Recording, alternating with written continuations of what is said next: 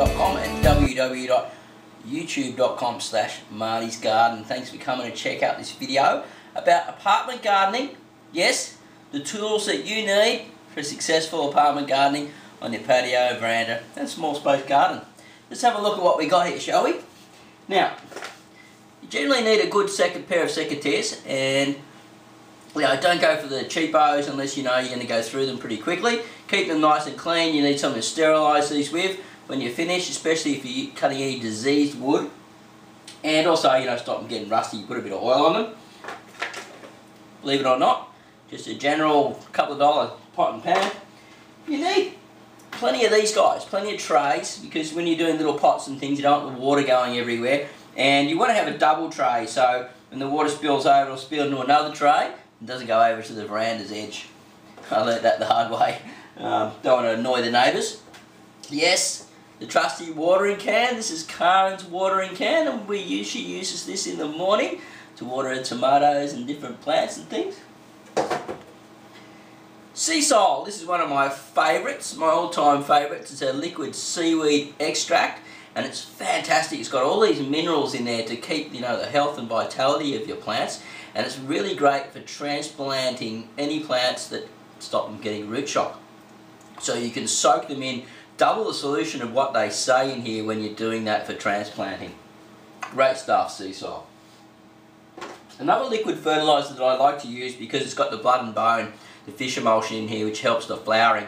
It also does have the seaweed, etc., and it's got a wetting agent in there, so when you pour it onto the pots, the wetting agent will help hold the moisture in the pots, which has always been a problem. Yes, the old trusty scoop, so you don't get your fingers on hands all dirty. I like to get my hands in the dirt, but these only cost a couple of dollars. And then you can look down here. This is a big tray here where I've got everything in, and I mix all my soils and potting mixes and compost and different things in there, and so I don't make a general mess. The next one is I have a garden mat that I use in the apartment when I'm doing some transplanting or I go outside. Of course, we've got the trusty broom outside. Another thing that I've just started using recently is this.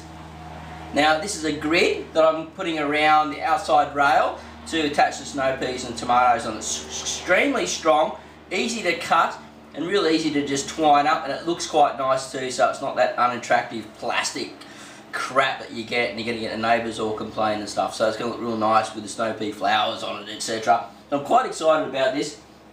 And I use, at the moment, I'm using Searles potting mix. Now, the reason why, look, it's not 100% organic. It's pretty close. The only thing is they throw a bit of pellet fertiliser in there, and it's a good price. It actually holds the water for quite a long time, and you can get about a good solid year's growth out of this Searles potting mix. Now, I recommend that you stay away from the cheapos wherever you are in the world. Go for a good quality mix that has the zeolite, perlite, has some water crystals in there, some compost and peat, etc.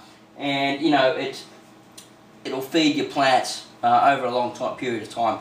So what we're going to do now is we're going to head outside on the patio. It's just the second day of spring, and I've decided to revamp up the garden again.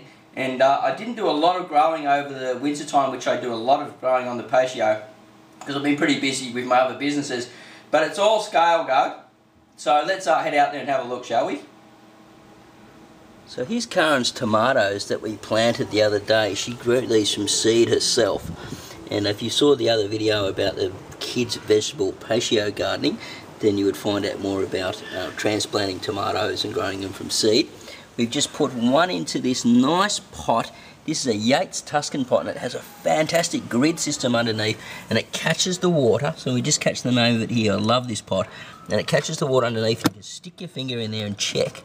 And it also has some little wicks that hang down inside, plastic wicks, and so it'll bring the water up, and you won't get water spillage going over the side onto the neighbour's place, which they get angry about.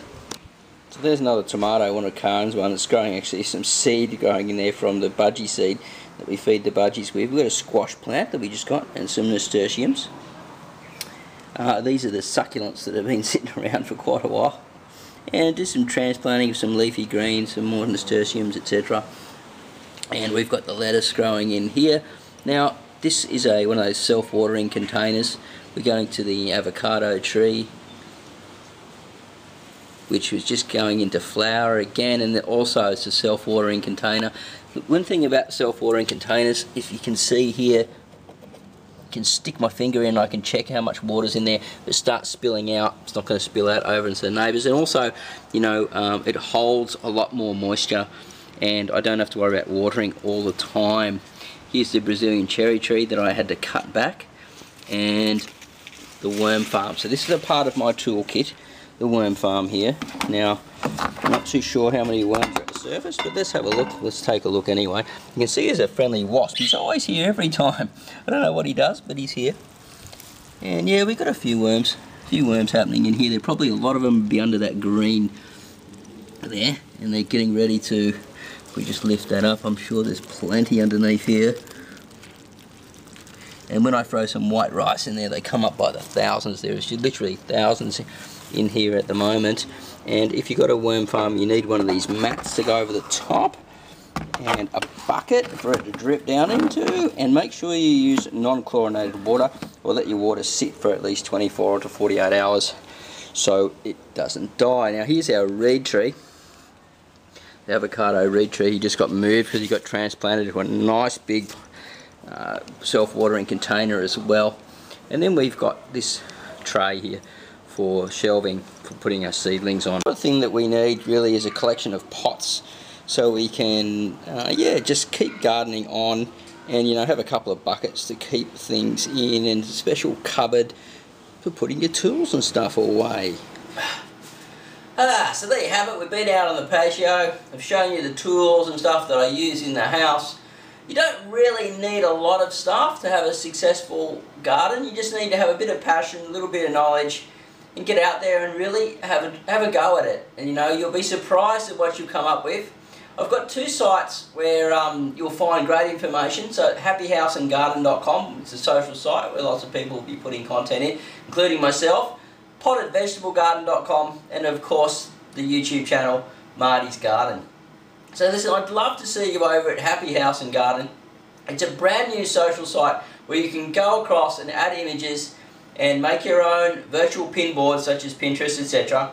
Share it on Pinterest, share it on Facebook, send it off with your friends, Twitter, wherever you like to, and you'll be surprised. 100% free. I'm in there every day, and I'd love to see you over there. Alright, so I'm Marty Ware from Marty's Garden on YouTube. Don't forget to subscribe before you leave, and we'll see you at the next video shortly. Bye for now. Oh, Karen will be coming up in a video soon. We're going to be opening the mushroom box and growing some mushrooms. See you then. Bye for now. Hey, this is Marty Ware from Marty's Garden. I hope you enjoyed that video and you got lots from it.